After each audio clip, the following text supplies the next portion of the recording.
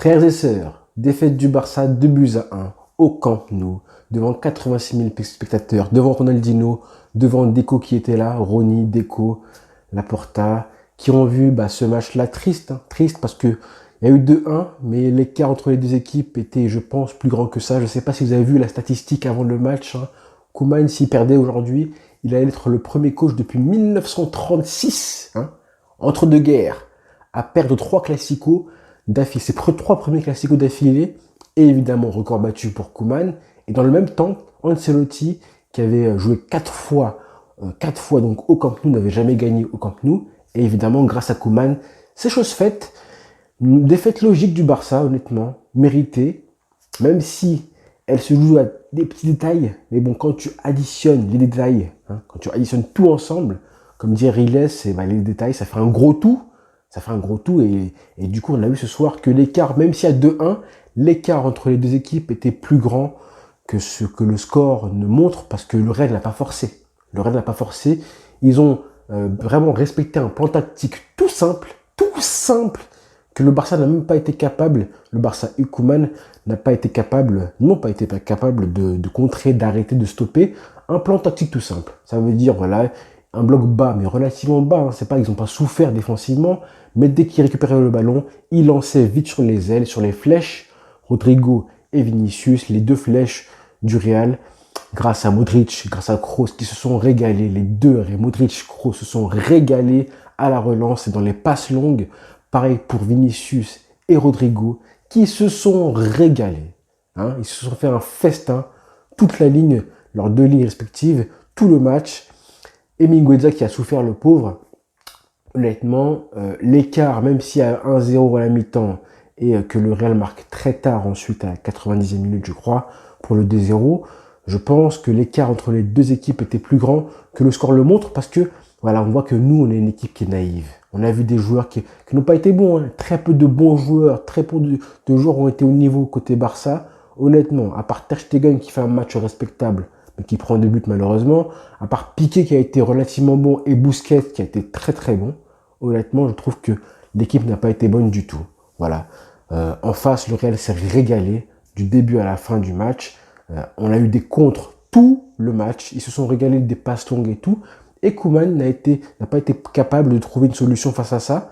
Le seul changement tactique, ça a été l'entrée de Coutinho à la mi-temps, qui fait du bien, certes. Il fait du bien, Coutinho. C'est bien ce qu'il fait, mais c'est encore trop léger pour apporter un vrai plus. Voilà, trop léger. C'est vraiment dommage parce que l'équipe, je trouve, avait une bonne attitude.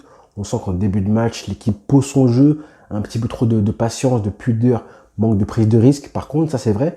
Mais tu sens qu'une équipe, elle était appliquée et que c'est juste vraiment en attaque que soit le dernier geste était pas bon, soit un manque de réalisme. Et là, on voit évidemment l'occasion de Dest qui manque la balle du 1-0. Et tu as envie de dire que oui, il manque la balle du 1-0 et que si le Barça marque, c'est un tout autre match, forcément. Mais c'est pas un hasard. Si lui, à ce moment du match-là, il rate parce qu'il est un petit peu stressé, on sent que lui, pour lui, il a 20 ans. Le Classico, c'est vraiment un truc qui est vraiment, c'est énorme pour lui. Et mentalement, il est encore faible, trop jeune, manque d'expérience, trop de naïveté. Donc voilà, on a eu un Barça avec des joueurs qui étaient naïfs, qui n'étaient pas assez tueurs. C'est vraiment un manque de caractère, pas assez tueur comme Dest. Et quand tu additionnes tout ça là, les défauts, le manque de réussite, le manque d'expérience, le manque de vice, le manque de réalisme, tout ça là, et évidemment tu ajoutes à ça un coach qui n'arrive pas en cours de match à changer un match, forcément ça fait un gros tout. Ça fait un gros tout. C'est pour ça que je dis que, mine de rien, même s'il y a seulement 2-1, l'écart entre le Real et le Barça était plus grand que ce que le score ne montre. Et voilà, pour moi, avant le but d'Agüero, je me dis, mais comment, là, si le Barça joue comme ça pendant 8 heures, on ne marquera pas. On ne marquera pas, malgré, même si on a plein d'occasions. Il y en a plein qui diront que c'est un manque de chance et tout. C'est vrai, il y a aussi de la chance qui joue. Mais c'est pas seulement ça. C'est pas seulement ça, c'est pas un hasard pour moi si Dest, à ce moment-là, face au Real, devant le Camp Nou, je pense qu'un autre match, il le marque ce but-là. L'occasion qu'il a, il la met au fond. Mais là, c'est le Real, c'est compliqué. Donc voilà, des joueurs qui stressent, qui sont naïfs, très naïfs. Quand je vois comment Mingueza s'est fait travailler tout le match par Vinicius, et je pense que moi, honnêtement, le penalty que sur Vinicius, il était valable, honnêtement. En tout cas, à vitesse réelle, j'aurais sifflé le penalty 10 fois. Au ralenti un peu moins, mais ça aurait été plus compliqué. Et voilà, donc pas mal de joueurs qui ont été trop naïfs. Frenkie de Jong, on va commencer à en parler. Ah là, c'est vraiment, on l'a vu, hein, quand je vois comment Modric et Kroos se sont régalés tout le match, régalés, vraiment régalés, et comment lui a souffert. Mais en plus, il souffre et même il rate des choses très très simples. Des passes des passes à l'envers et tout. C'est vraiment compliqué. Là, j'ai l'impression de voir Sergi Roberto en lui. Et en plus, Sergi Roberto qui rentre en cours de match. Tu te dis comment ça se fait qu'on est mené, il rentre en cours de match. Et lui, pareil, il apporte rien du tout. Des passes à 10 mètres, à 5 mètres, il trouve le moyen de se les faire intercepter. Koeman qui attend la 75e minute pour faire rentrer Sergio Agüero. Honnêtement, ça me fait de la peine. Je me dis que si Ansu Fati n'avait pas été à court de rythme, parce que voilà, faut le préserver et tout, je sais même pas si Agüero rentrait. Alors qu'il rentrait plus tôt, heureusement il marque, donc c'est la preuve qu'il aurait dû rentrer plus tôt. Il fait rentrer Luc de Jong aussi. Luc de Jong, on sait que son niveau, c'est pas le niveau du Barça. Et voilà, qu'est-ce que tu veux dire? Qu'est-ce que tu veux dire? C'est juste logique. Quand tu vois ce que eux sur le banc, ils se permettent de pas faire jouer Hazard et Asensio et tout ça, alors que nous, on a sur le banc, on a des mecs comme Ricky Puig qui doivent jouer ces matchs-là. Comme Agüero qui doit rentrer en cours de jeu bien plus tôt que ça, clairement.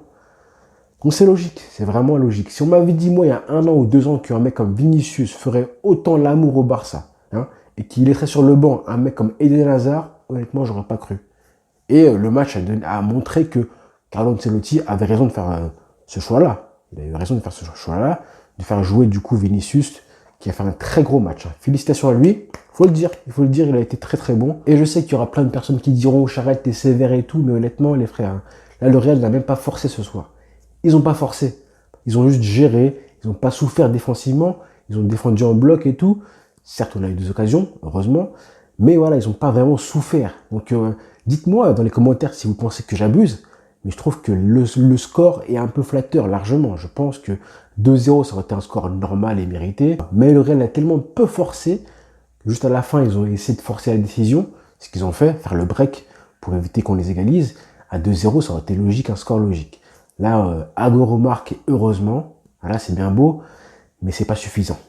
C'est pas suffisant, j'ai envie de dire, je les plains les joueurs, moi. Les joueurs, je les plains parce que voilà, ils étaient bien mentalement, ils ont fait un gros match aussi au début du match, ils ont bien commencé le match.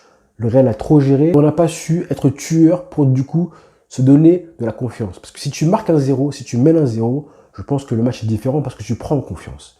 Là, évidemment, comme j'avais prévu, que je vous avais clairement dit que celui qui marque en premier, il aurait forcément l'avantage psychologique, surtout psychologique. Parce que vraiment, le foot, hein, c'est bien beau, tactiquement, etc., mettre les bons joueurs et tout, mais d'abord psychologique. Et je pense que Koeman n'a pas pensé à l'aspect psychologique de mettre des mecs qui sont prêts à affronter des gros matchs. Là, il a remis la même équipe, la même composition que les précédents matchs, parce qu'elle a bien marché. Elle a bien marché, Gavi, De Jong et Mingueza à droite, Dest en ailier et tout. Mais là, il a pris ça comme si c'était un match normal. Mais là, c'est un classico. Donc, il faut que tu rajoutes ta toute d'expérience. Hein. Rajoute un petit peu un mec qui a l'habitude des gros matchs, comme Coutinho, titulaire. Hein.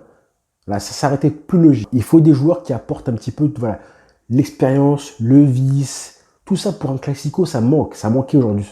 Ça manquait, c'était trop naïf. Manque d'expérience, trop de naïveté, manque de caractère. Hein. Ce côté tueur qu'on n'a pas vu ce soir. Donc à la fin, quand tu enlèves tous ces petits détails-là, forcément, tu as un gros tout qui manquait aujourd'hui au Barça. Donc voilà les frères, pas de surprise. Un côté très fataliste parce que c'est nous qui souffrons. Quand tu sais que sur le coach, sur le banc, on a un mec comme Koeman, bah forcément, tu n'es pas très optimiste.